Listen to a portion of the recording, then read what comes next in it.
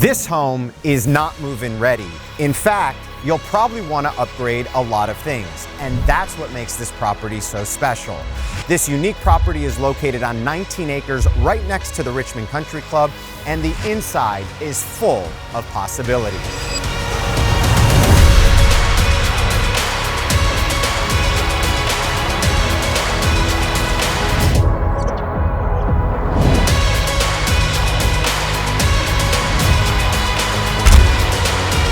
Why have a living room look like this when it can look like that? Why keep the wall closed off like this when you can open it up like that?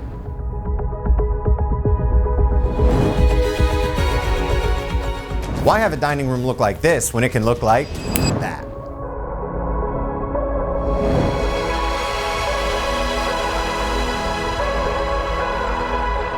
Why have the primary bedroom look like this when it can look like that?